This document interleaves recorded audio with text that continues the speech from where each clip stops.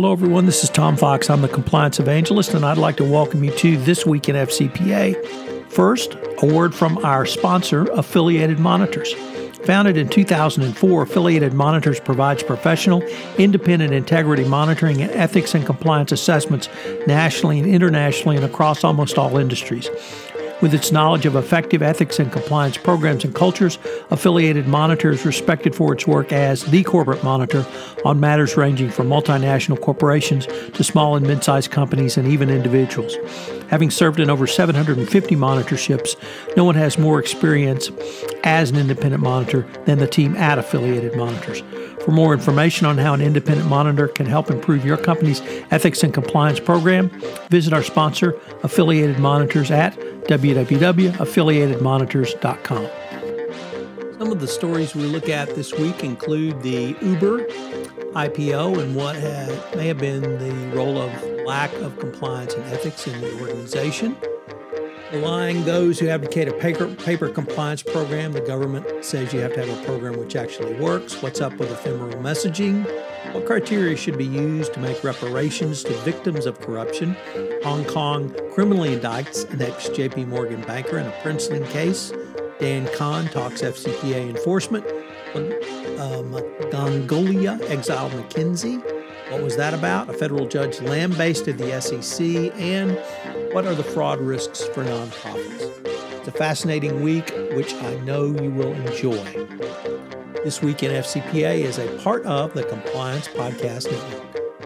Hello, everyone. Tom Fox, the Compliance Evangelist, back again with Jay Rosen, Mr. Monitors, for another episode of This Week in FCPA.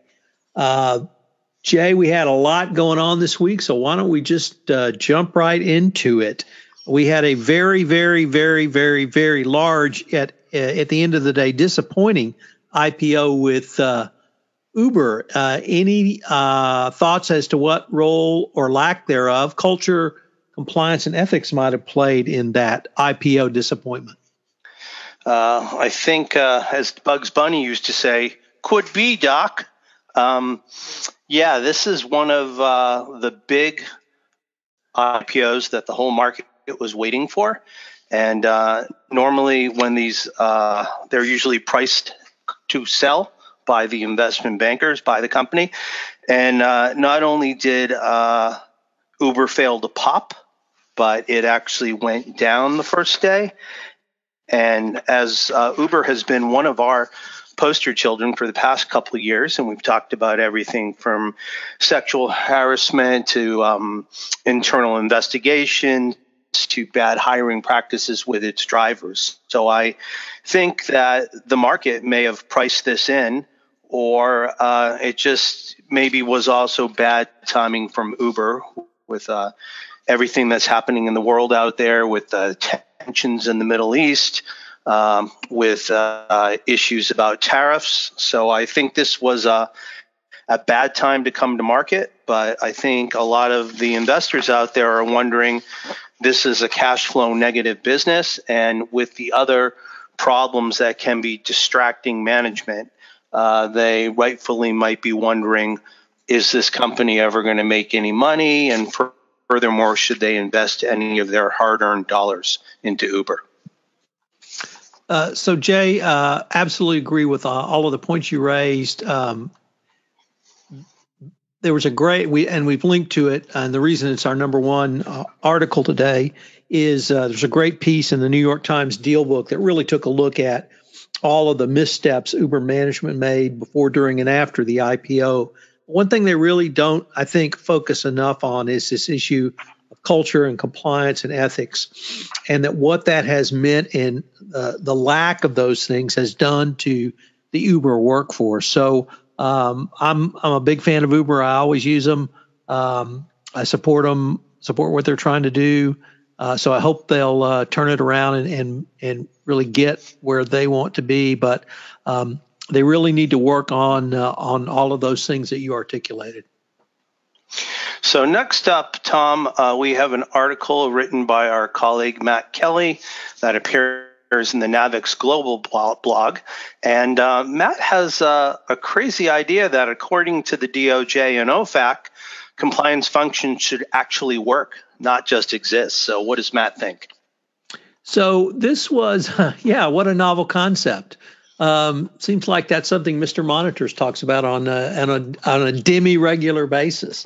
Matt took a look at the recently released Department of Justice Evaluation of Corporate Compliance Programs 2019 guidance and the recently released Frame Rack, channeling my inner Bugs Bunny, Wasquilly Wabbit, framework for OFAC compliance commitments. And really, he takes a look at these from the idea of what should an empowered compliance function look like. He looks at the CCO position, the authority of the CCO. He looks at the larger compliance picture and says that the government is really moving, or not moving because they have been there for quite some time, but restating paper compliance programs do not work. We don't want to see them. If you get in trouble and you've got a paper program, you will be sanctioned for that. It's about operationalizing compliance. It's about doing compliance. It's about having a compliance program, as Matt says in his title, quote, should actually work, end quote. So a great summary of those two recently released guidances from the government, and every compliance practitioner needs to take a look at those, Jay. So next up, we've got something that comes to us from the great New York University corporate compliance blog. And this is an article from 3 attorneys at Davis Polk, Avi Gesser, Daniel Forster, and I'm going to butcher this one, sorry, Mengi Shu. And it's all about ephemeral messaging for business, balancing the risks of keeping and deleting data by default. And earlier this week, our good friend Matt Ellis wrote an article specifically about ephemeral messaging and looking at Latin America, where it's quite popular. In this piece, the 3 attorneys say that one way for companies to decrease cybersecurity risks, as well as risks from new privacy regulation policies such as GDPR, is through data minimization, significantly reducing the amount of data that they keep. In this paper, they go and they talk about business records versus disposable data, and then they make a further demarcation between primary and secondary communications. With primary communications, they may be emails or attachments which are automatically preserved for a long period of time. And as a result, primary communications are the medium through which employees should communicate information that constitute business records. So if you get something that's a primary communication that comes off of an ephemeral device, at that point, you should switch the conversation back over to your company monitored email to preserve that as a business record.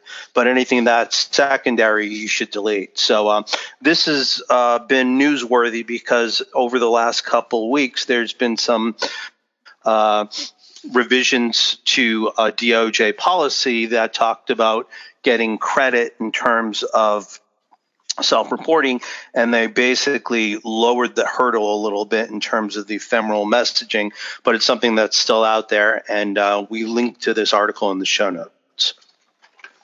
Good stuff, Jay.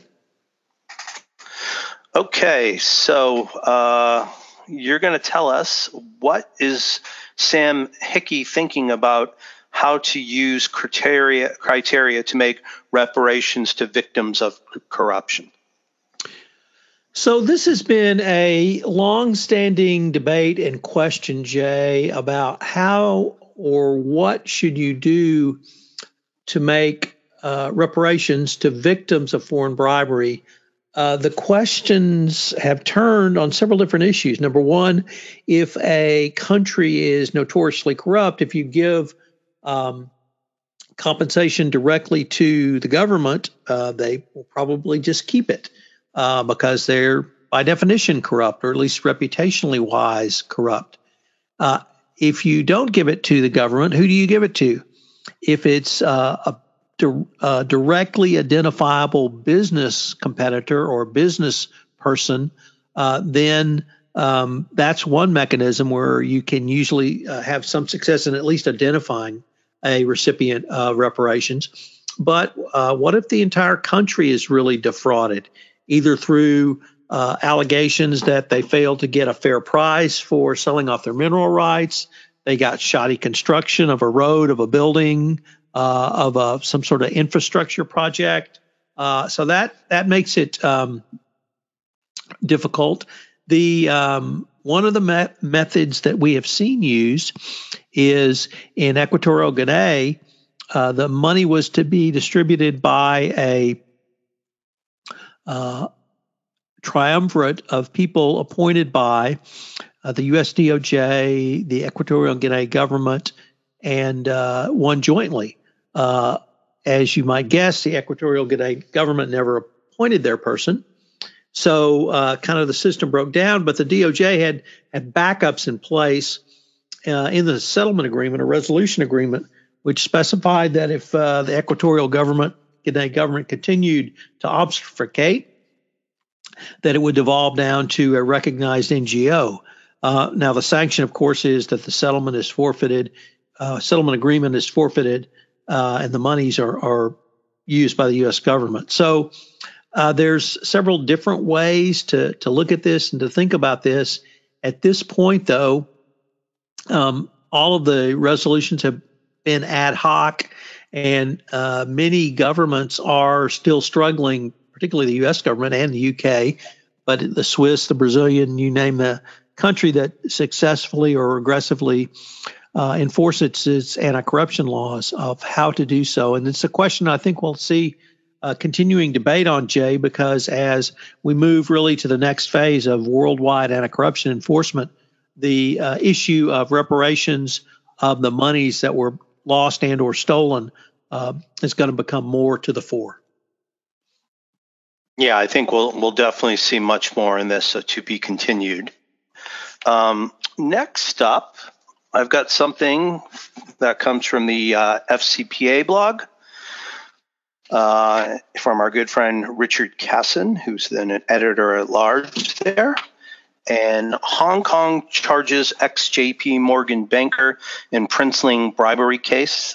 We've heard about several of these schemes over the last 3 to 4 years. And Catherine Leung Kar-chung, who was a former Asia Investment Banking vice chair at JP Morgan, now faces 2 counts of bribery, according to the Independent Commission Against Corruption, or the ICAC.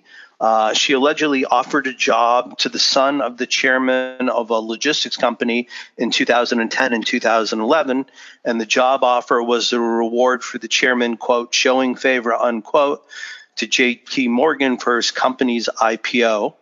As I said, this falls on the heels of similar issues that Credit Suisse had in Hong Kong, that BNY Mellon had, and that Qualcomm did as well. So a former managing director of the investment bank was charged with bribing the chairman with an employment of the chairman's son for the chairman showing favor in placing the IPO. And around 2007, JP Morgan began to hire candidates referred by its clients or potential clients under the client referral program. So this, again, is something of value, giving a job, and in return for the job, getting the placement on an IPO. So it's probably not the last one we've heard on that subject matter. Next up, there was another gathering of the FCPA glitterati in New York this week. And what did Dan Kahn have to say about FCPA enforcement? Well, there's a couple of different things Dan Kahn brought up. And for those who don't know, he heads the FCPA unit over at the Department of Justice.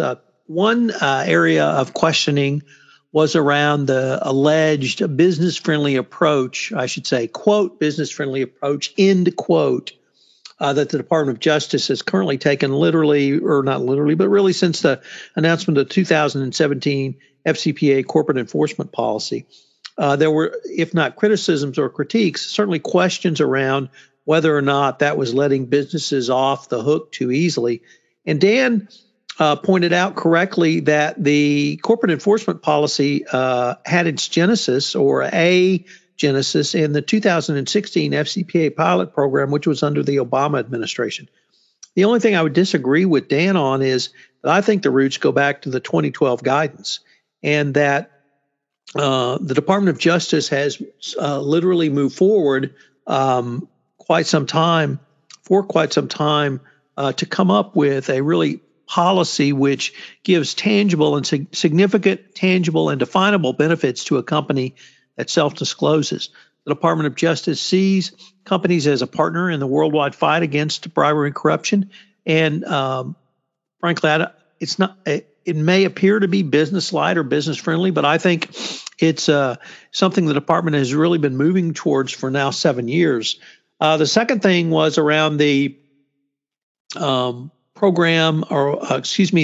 decision recently of the U.S. District Court in New York claiming that or finding that the Department of Justice had essentially outsourced its investigation to the internal investigation of a company, and the fallout continued from that. And Dan is one of a series of Department of Justice speakers since that decision who have attempted to claim that the department, or attempted to say that the department is not direct investigations. So clearly a PR campaign from the department on that point. But it was interesting.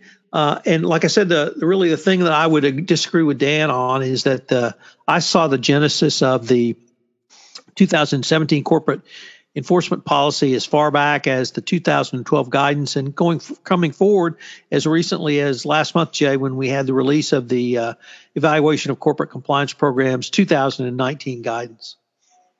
So basically, Tom, you're in agreement that the current president's administration is not going soft on FCPA violators because he probably doesn't even know what the FCPA is. Would you agree with that?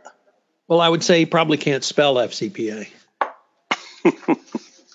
All right. Next up, we have a wonderful article that is coming to us from ProPublica, which is a nonprofit newsroom based in New York City. And it's all about the country that exiled McKinsey. And a dubious project raises serious questions about the world's most prestigious consulting firm and its work for corruption-plagued regimes. This goes back into 2010, where there was a historic commodities boom in Mongolia. And a lot of it had to do with natural resources, with coal and copper. And the Mongolian government decided that they needed to build a trans-Mongolian railroad to be able to not only get these natural resources, but to sell it into the world's biggest economy in China. And McKinsey & Company, the global consulting behemoth, was interested in participating in the project. In the fall of 2010, a gentleman named Jimmy Hexter, a senior partner at the firm, began talking with Mongolia's government about the railroad project. Operating there in Mongolia required caution due to the normal red flags that corruption was on the rise in Mongolia. And the State Department explained that U.S. enterprises needed to have measures in place to direct and prevent. As you can just only imagine, this deal goes south really bad, that they end up not only partnering with a local presence in Mongolia, but this is somebody who was formerly of the government. And one of my favorite parts is that the gentleman who was running the corruption scheme evidently was a big fan of Francis Ford Coppola and the Godfather films. He took to wearing a Borsellino fedora and named his company Genco after the front olive oil company set up by Vito Corleone. So it's a fascinating article. We link to it in the show notes. But as usually does happen, it's 9 years later. The railroad has not been built, and the legacy that is left is just a pile of dirt. Jay, the only thing I would add is Ian McDougall, the reporter, also talked about not the culture of McKinsey. He didn't really focus on that, but he focused on the structure of the company. And it's a partnership, and it has 2,100 partners. And it's incredibly diffuse and diverse with, individual partners having a large amount of autonomy. And so he pointed that out in the context of it's really difficult to have a centralized, coherent compliance program that's followed by everyone when you have that sort of diffusion of power literally throughout the organization, where you don't have a CEO, you have a managing partner, and that managing partner manages, he doesn't order. So I thought that was interesting that you could have a structural issue with your business entity, which could lead to problems that we saw here on, as reported by Ian McDougall. So next up, Tom, tell us how Johnny on the spot the SEC is with charging Volkswagen. So this was a really interesting article, Jay. It's a great, interesting lawsuit. The Securities and Exchange Commission in April sued Volkswagen, claiming that they had misled investors when they made certain bond offerings, basically claiming they followed the law when obviously they didn't and weren't, as we found out in 2015 because of the emissions testing scandal. What the federal judge was a little bit askance with, Jay, was the lateness of the SEC bringing suit against Volkswagen. And as correctly noted, this was public knowledge in August 2015. The Department of Justice had brought 2 years ago concluded a criminal matter with Volkswagen. They have prosecuted individuals from Volkswagen, and the judge wanted to know why the SEC took so long. And he entered an extraordinary order where he required the SEC to detail with an appropriate level of evidence the date, time, and manner of how they found out about each allegation they made in the federal complaint. Statute of limitations, I think, is 5 years, so they could be within the 5-year statute if the SEC didn't know about this until it was publicly announced. But it certainly raises some questions about why the SEC waited so long to bring this lawsuit. I don't know if that's going to be a complete legal defense to it going forward. But as the judge said, quote, "My basic question is what took you so long," adding that he was, quote, "totally mystified," end quote. Yeah, good stuff there, Tom. Not so much. Last up for this week, we have something from our good friend Jonathan Marks out in Philadelphia, and he takes a look at violation of trust, fraud, risk in nonprofit organizations. And as Jonathan always does, it's a very detailed study, and his main points are that nonprofit organizations, actually, let me back up for a sec. According to a 2018 global fraud study by the Association of Certified Fraud Examiners, ACFE, the typical organization loses an estimated 5% of its annual revenue to fraud. ACFE reported that private companies suffered the greatest median loss of $164,000, an organization that had the smallest median loss of $75,000. For some, $75,000 may be insignificant, but for many nonprofit organizations, financial resources are extremely limited, and a loss of $75,000 could be particularly devastating.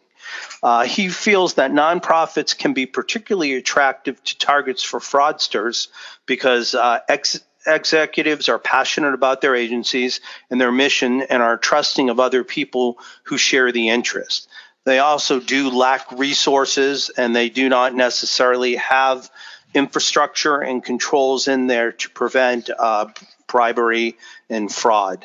So in the article, Jonathan talks about anti-fraud principles and clear-cut actions that a nonprofit organization can follow to prevent fraud and bribery. So it's a great article, and we link to it in the show notes. And Tom, why don't you let our listeners know what was the 5-part podcast series that you had on last week? Yeah, Jay, so last week I had a great podcast series with Don Stern, Managing Director of Affiliated Monitors, on the use of monitors by Defense Counsel. We introduced the topic, and Don took a deep dive into the nuts and bolts. We had some great case studies that Don has been a part of. We looked at monitors working with defense counsel and the healthcare industry. And then finally, he turned to a topic you just raised, nonprofits, and specifically Varsity Blues. So that's on everyone's mind. And how can a monitor help universities and colleges, I think, is going to be an important topic going forward. The podcast is available on multiple sites, the FCPA Compliance Report, iTunes, JD Super, Megaphone, YouTube, Spotify. Corporate Compliance Insights hosts the entire oeuvre of the Compliance Podcast Network. And of course, there's now the Compliance Podcast Network site. So we've linked to all of those in the show notes. Finally, Jay, if I could just give one last shout out for Compliance Week. I hope listeners, if you're on the fence, you will still be able to join us at Compliance Week next week. You can still register with a discount using Tom300 for a $300 discount. It's going to be a great conference, and if you're on the fence at all, I hope you will join us next week. So what are your predictions for the weekend, the man who does not gloat? Sweep. You got your broom out already? Got my broom out. Sweep. Okay. Well, do we need to have anything of value on the line here? Should we bet $1? I'll bet you my broom versus your broom. Okay. So when do you get out to DC? Do you travel over the weekend or? Yes, and for even more incentives for people to come to Compliance Week, myself and Jonathan Marks are putting on a workshop Sunday afternoon on best practices in investigations and root cause analysis. So for Tom 300, you can get a $300 discount, and you can join Jonathan Marks and myself in a 3-hour workshop Sunday afternoon. So I'm going to be getting in hopefully before that workshop starts, Jay. Great. And then we look forward to hearing your insights into the conference next week when we wrap things up on our Memorial Day edition of This Week in the FCPA. So want to try something different? Would you like to take us home today? Sure.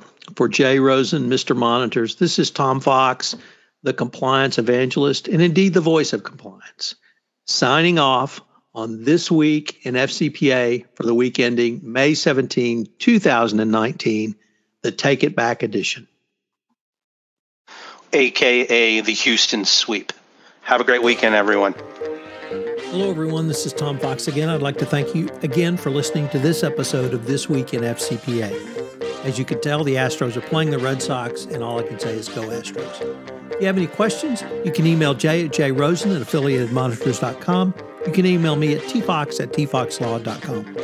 I hope you'll join Jay and I again next week, where we wrap up some of the stories that catch our collective eyes next week. This Week in FCPA, sponsored by Affiliated Monitors, is a production of the Compliance Podcast Network.